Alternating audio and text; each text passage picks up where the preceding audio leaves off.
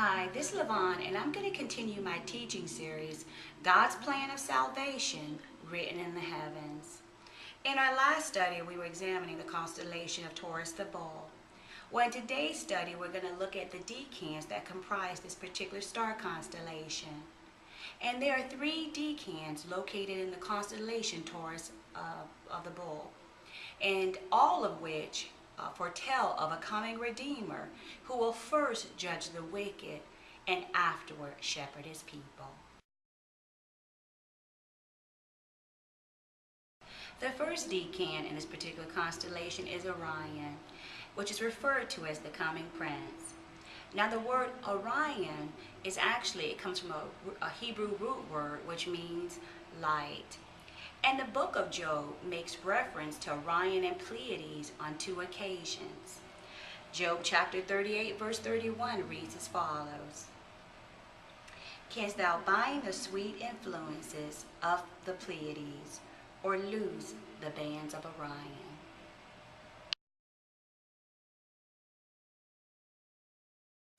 Now this ancient star picture presents us with a portrait of the one who is the true light of the world. It portrays a mighty, triumphant, and glorious warrior who has his left foot placed on the head of the enemy. The star in his left foot is called Regal, which means the foot that crusheth. However, the star in his right leg is called Scythe, which means bruised.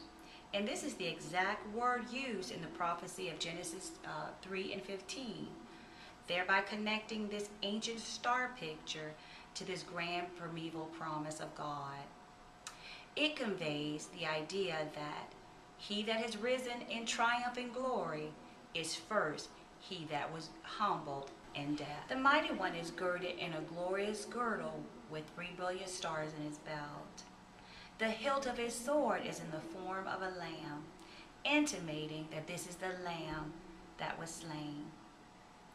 And the mighty one is holding in his right hand, lifted high, a club, while in his left hand he is holding the token of his victory, the head of a roaring lion. So what did Peter say concerning Satan? Well, in 1 Peter 5 and 8, he says the following: Your adversary, the devil, is as a roaring lion, walking about, seeking whom he may devour.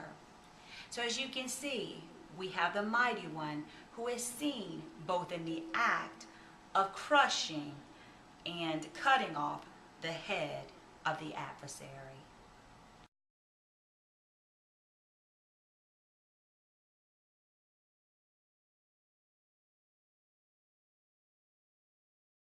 The second decan is Eridanus, which is the river that issues forth from under Orion's feet. It is known as the river of the judge, or the river of wrath, because of its location. It runs in a serpentine manner towards the lowest regions until it finally disappears out of sight. Satan, in the form of Cetus the sea monster, that is Leviathan, is seen futilely trying to stop the flow of God's judgment upon he and the wicked.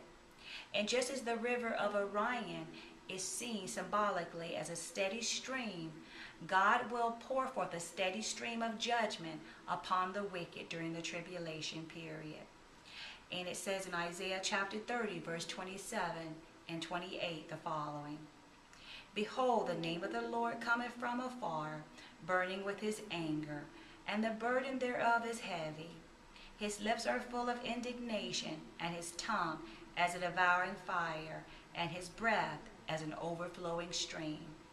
We can also look in Revelation chapter 20, verse 15, where it reads as follows: And whosoever was not found written in the book of life was cast into the lake of fire.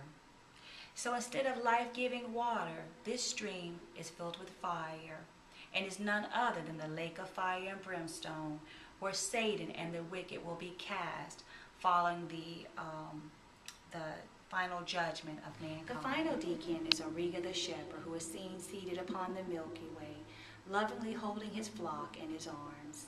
In Isaiah chapter 40, verse 11 reads as follows: He shall feed his flock like a shepherd. He shall gather the lambs in his arms, and carry them in his bosom, and shall gently lead those that are with young.